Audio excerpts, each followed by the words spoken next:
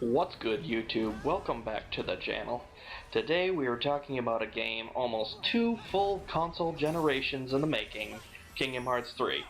Is it worth the wait? Well, let's get into it. So, first off, this game is monstrous.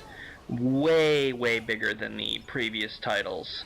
The stages alone are hours of gameplay that it'll take you to finish just one Disney World. It's vertical, the landscape, it's just huge, way, way bigger than anything that we've ever dealt with both the Kingdom Hearts 1 and 2. And they want you to search every nook and cranny of these stages. They have hidden treasure chests, they have hidden Mickey figures that they want you to take pictures of, which they tell you later in the game. You get your new technology, the gummy phone, and you search around for these little Mickey figures that you take pictures of, and you get things for the Muggle shop, items and such. And the graphics and design looks gorgeous. It's much better. As you can see, the effects are just some of the best we've seen by far from a Kingdom Hearts franchise.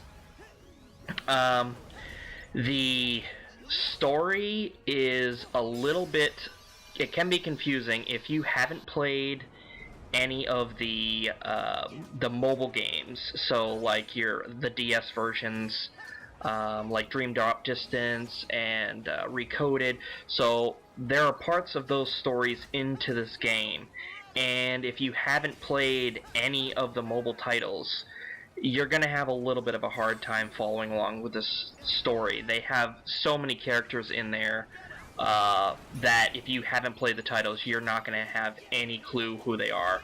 I mean, there's so many different evil characters that it's hard to keep up with. So without playing those back titles, it's going to be hard for somebody to just walk into. If you look at the game as just a action game, and just kind of go with flow and not pay attention too much to the story, it is a lot of fun. There's so much gameplay mechanics in the game. They literally throw the kitchen sink at you. Between keyblade changes, form changes, traction flow rides, flowmation attacks, limits, which used to be summons but now is limits. There's just so much. And some of that can take away a little bit from the experience because there's so much thrown at you. There's just so many things popping up on the screen that you can hit to do a different action, and then some will get in the way of others, like Goofy Tornado will pop up and you do an action with Goofy, and then something else will be popping up, and if you don't do it quick enough, then you lose out on the other action, which may be something that you actually want to use but can't use unless you're using the ones before it. The game, just the overall size of the game is something I absolutely love. I love playing a much bigger game because I feel like, for me, I'm getting more money, more bang for my buck, let's say, because when you go into a game that you can beat in 20 hours or less, you're pretty much done with the game, depending on if it has replayability or not. But this game, I think 10 hours into the game, and I've only not even fully completed the first 2 Disney Worlds. I still have to go back to pick up missing treasure chests that you now can see that you've missed because of your gummy phone. It lets you see treasure chests that are in the stage, and if you've missed them, so then you have to go back. And also the hidden Mickeys, I missed some of those, and you have to go back to the stage. And that's not mandatory, you don't have to, but for me, I like to complete the game at 100%, so it's taken me about 10 hours just to finish the first 2, which is the Olympus and Toy Box. And those two stages, I love the addition of Toy Story. I can't get enough of Toy Story. The background music that they play, it just brings me back to when I was a kid. It's just great. There really isn't too much bad to say about the game. Really, the only couple of things that I thought were kind of a negative were the amount of actions that is thrown at you. I think it does take away a little bit of the experience. The combat, for me, is a little bit more floaty. As you can see, you jump around a lot. The second one was a little floaty, but this one I think is a little bit beyond, because there's just so much things to do. You know, jumping around, the flowmation, everything, jumping up walls, you can climb up walls.